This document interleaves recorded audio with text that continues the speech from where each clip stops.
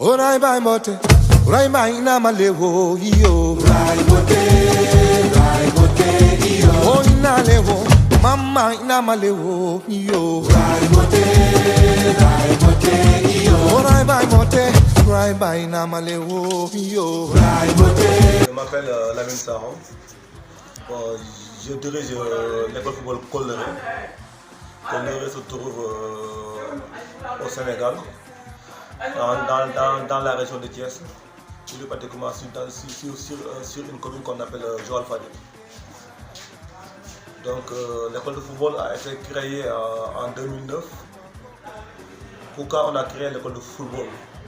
C'est pour donc, encadrer les gosses, aussi qu'ils soient à l'école ou aussi dans le milieu aussi au football aussi. Parce que l'objectif de Colleré, c'est d'abord l'éducation d'abord, après le foot après. Parce qu'on a vu que bon, beaucoup de gosses, après l'école, ils sont dans les rues.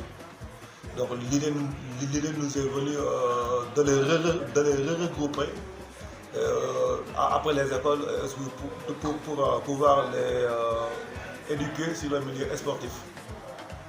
Et voilà. D'accord.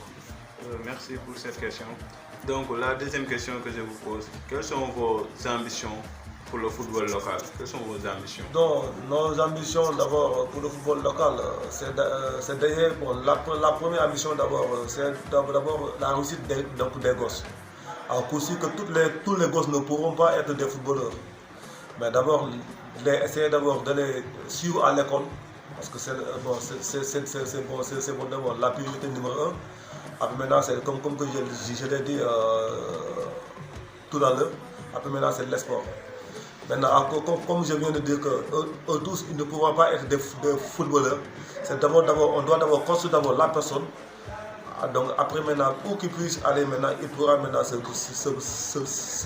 bon gérer.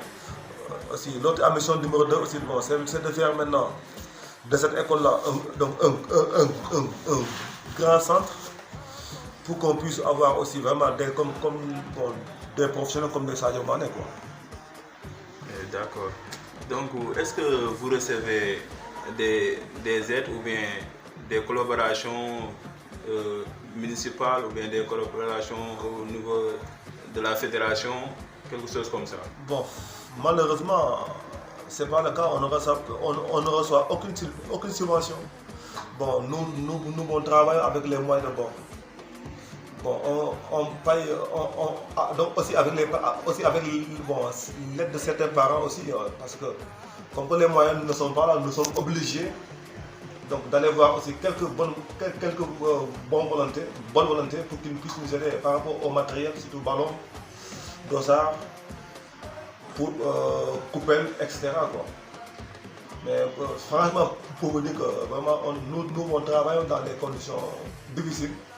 Mais malgré ça, on essaie de s'adapter aussi, de faire plaisir aux gosses, surtout de faire plaisir aux gosses.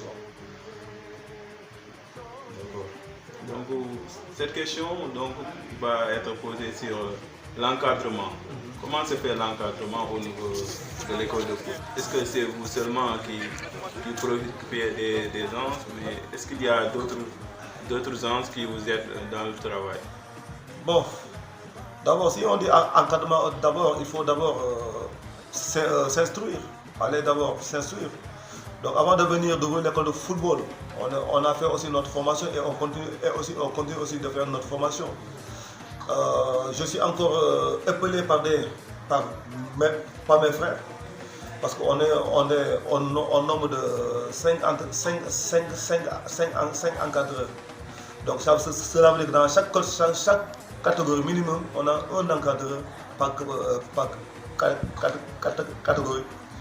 Bon, ces bons encadreurs, ces encadreurs aussi, bon, n'ont pas encore suivi, n'ont pas encore passé aussi leur diplôme. Mais par rapport à ça aussi, on est en train de travailler la bonne dessus quoi. Comme que aussi moi, j'ai fait une formation. Souvent, donc aussi, je les appelle aussi en leur faisant aussi donner, en leur faisant aussi une petite formation par rapport au travail.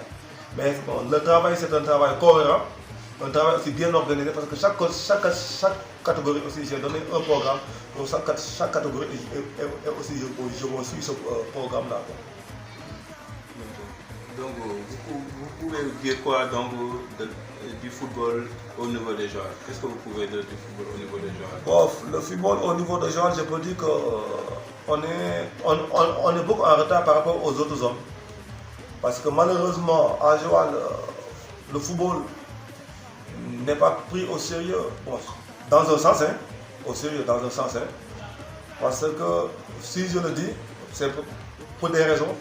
Parce que si les gens voient des anciens footballeurs comme moi, comme d'autres personnes, qui ont joué un peu le haut niveau, mais n'ont pas pu être des professionnels et reviennent ici aider les gosses, certains gens, quand ils le voient avec les gosses, bon, c'est pas motivant pour eux.